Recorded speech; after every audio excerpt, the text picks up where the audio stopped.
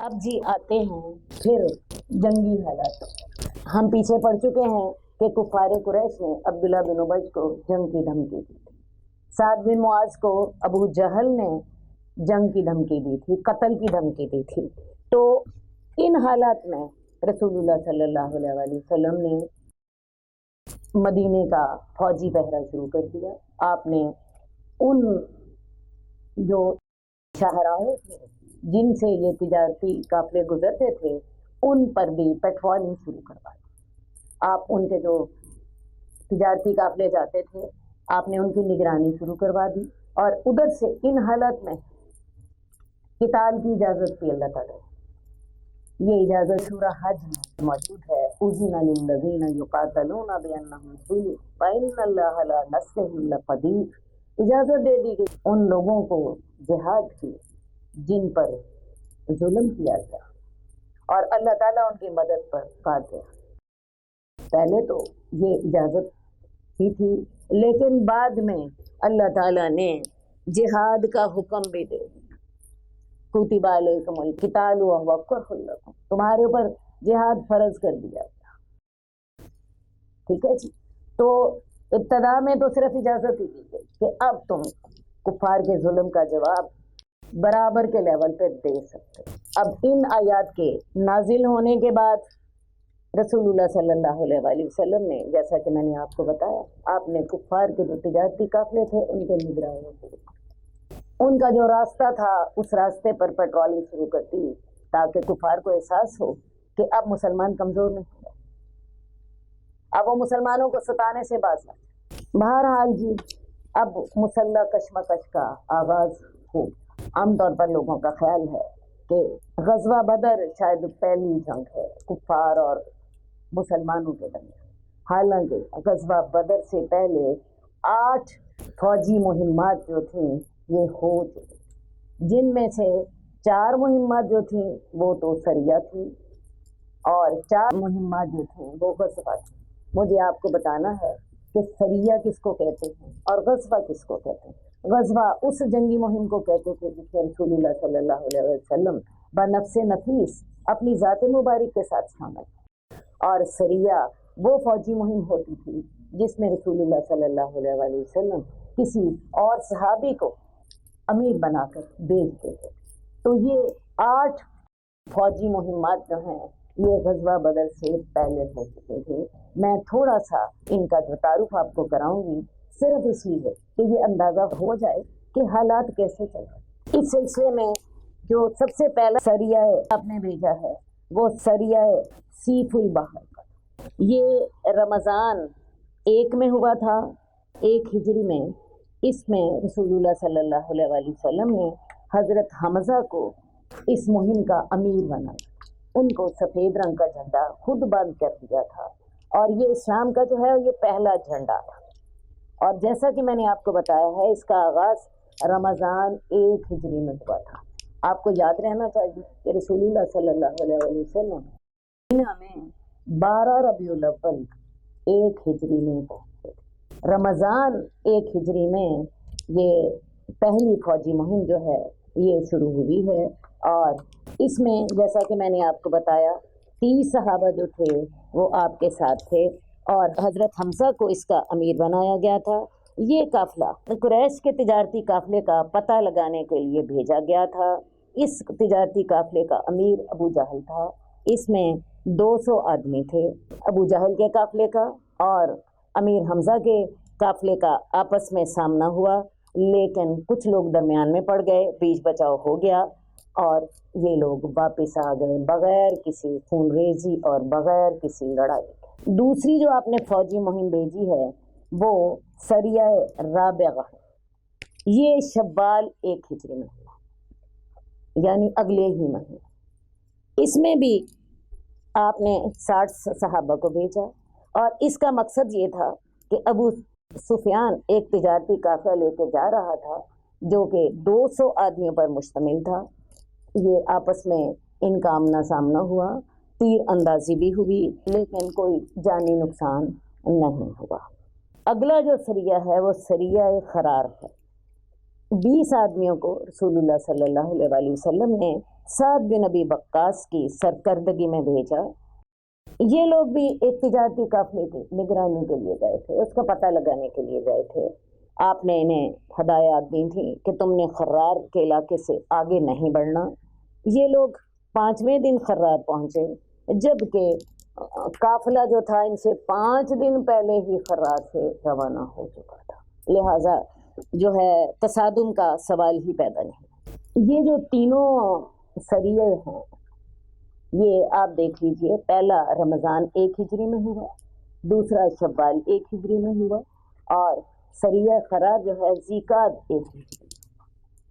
اور یہ تمام قریش کے تجارتی قافلوں کا پتہ لگانے کے لیے، ان کی نگرانی کے لیے بھیجے گئے تھے۔ ایک میں تو تیر اندازی بھی ہوئی، لیکن باقی 2 میں بیچ بچاؤ ہو گیا۔ اگلا آپ دیکھیے کہ اب غزوات کا معاملہ آتا ہے۔ سب سے پہلا غزوہ جو ہے یہ غزوہ ابواء یا ودان۔ ابواء اور ودان جو ہیں یہ دونوں علاقے کی نام ہیں جو کہ قریب قریب ہیں۔ تو اس میں رسول اللہ صلی اللہ علیہ وسلم بنفس نفیس خود گئے، اور اس کا مقصد بھی قریش کے ایک تجارتی قافلے کا راستہ روکنا تھا، تاکہ قریش کو پتہ چل جائے اب تم آزاد نہیں ہو، اب مسلمان تمہارے ساتھ برابر کا معاملہ کرنے کے لیے تیار۔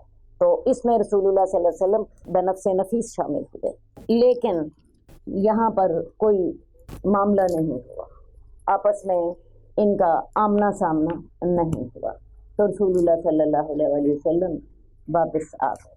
اس کے بعد رسول اللہ صلی اللہ علیہ وسلم ربیع الاول میں غزوہ بوات پر گئے۔ یہاں پر بھی قریش کا قافلہ تھا جس میں 100 آدمی تھے، اس میں 2500 اونٹ تھے، اور یہ ان کا بہت بڑا تجارتی قافلہ تھا۔ امیہ بن خلف کفار کا جو سردار تھا وہ اس کو لیڈ کر رہا تھا۔ رسول اللہ صلی اللہ علیہ وسلم اس کا راستہ روکنا چاہتے تھے، لیکن ہوا یہ کہ یہ بھی قافلہ نکل گیا۔ غزوہ بوات کے بعد ربیع الاول 2 میں ہی غزوہ صفوان میں رسول اللہ صلی اللہ علیہ وسلم خود نکلے۔ اصل میں اس کی وجہ یہ تھی کہ کرز بن جابر فہری ایک کافر سردار نے مدینہ کی چراگاہ پر حملہ کیا، تو رسول اللہ صلی اللہ علیہ وسلم 70 صحابہ کے ساتھ اس کے تعاقب میں گئے تھے، لیکن وہ رسول اللہ صلی اللہ علیہ وسلم کے اور مسلمانوں کے لشکر سے زیادہ تیز ثابت ہوئے۔ وہ جب مسلمان ان کے تعاقب میں پہنچے وہ بھاگ چکے تھے۔ اس کے علاوہ جمادی الاخر 2 میں ذی العشیرہ کے مقام پر قریش کا ایک قافلہ جا رہا تھا جس کا امیر ابو سفیان تھا۔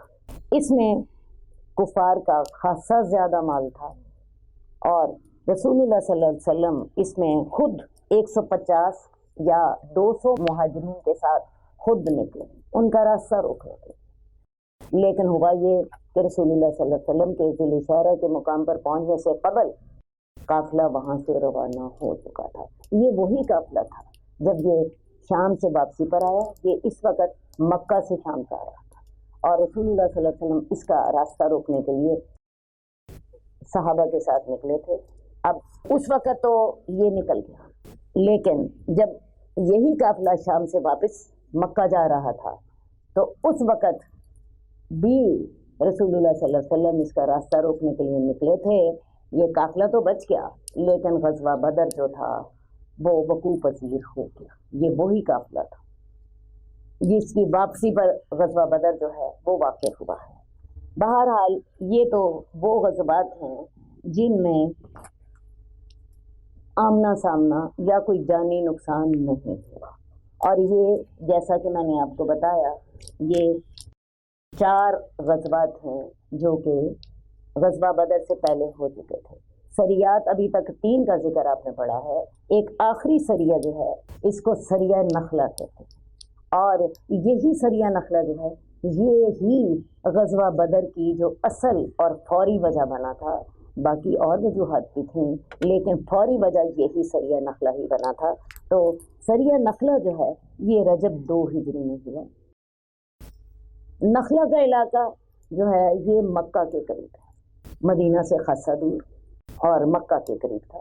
اس میں 12 صحابی تھے، تو رسول اللہ صلی اللہ علیہ وسلم نے عبداللہ بن جہش کو اس کا امیر بنایا اور انہیں ایک تحریر دی اور انہیں کہا کہ جب تم 2 دن کا سفر کر لو گے نخلا کی جانب تو تب میری یہ تحریر کھول کر پڑھنا۔ جب انہوں نے 2 دن کے بعد تحریر کھول کر پڑھی تو اس میں رسول اللہ صلی اللہ علیہ وسلم نے یہ کہا تھا کہ تم مکہ اور طائف کے درمیان نخلا کے علاقے میں اترو، یہاں پہ ایک قریش کا قافلہ ہوگا، تم اس کے بارے میں مجھے رپورٹ کرو۔ اب ہوا یہ کہ ان کو قریش کا قافلہ مل گیا۔ یہ رجب کا آخری دن تھا۔ یہ جو 12 لوگ تھے مسلمان صحابہ جو تھے، انہوں نے سوچا اگر ہم نے ان کو جانے دیا تو یہ حدود حرم میں چلے جائیں گے اور ساتھ ہی حرام مہینہ جو ہے رجب وہ شروع ہو جائے گا، لہٰذا انہوں نے فیصلہ کیا کہ ان پر آج ہی حملہ کر دیا جائے۔ یہ جمادی الاخرہ کا آخری دن تھا اور رجب آپ کو پتہ ہے حرمت کا مہینہ ہے، تو لہٰذا یہی فیصلہ ہوا کہ ان پر حملہ کر دیا جائے۔